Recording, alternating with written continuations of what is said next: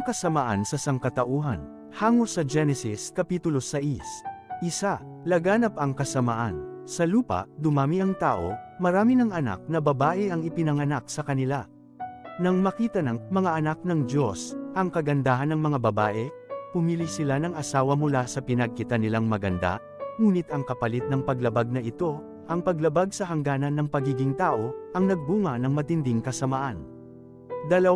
Ang mga Nephilim. Mula sa pinaghalong dugo ng langit at tao, isinilang ang mga higanteng Nephilim, mga makapangyarihan noon, kilala sa kanilang kapangyarihan.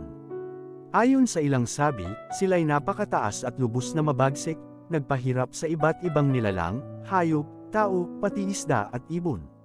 3.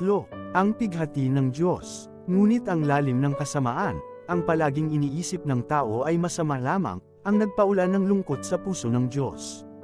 Sinabi niya, lililipulin ko ang lahat ng buhay sa lupa, mula sa tao hanggang hayop, dahil itinuring niya itong labis na masasama. 4. Ang pagkalaon ni Noe. Ngunit sa gitna ng ganitong kadiliman, may isang mananampalataya, si Noe, na nakatagpo ng biyaya sa mga mata ng Diyos. Kinausap siya ng Diyos, itayo mo ang malaking daong, na may 3 palapag, upang mailigtas ang iyong pamilya at ang bawat uri ng hayop.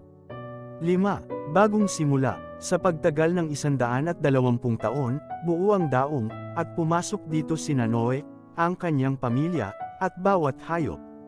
Pagkatapos bumaha, muling bumalik ang liwanag sa lupa. At sa madaw-isay na sanlibutan muli silang nagpatuloy, si Noe, ang kasama ng Diyos, ay naging simula ng bagong lahi. Mensaheng pambuo. Ang kwento ay nagsisilbing paalala, kapag ang kasamaan ay nahahari, darating ang paghuhukom.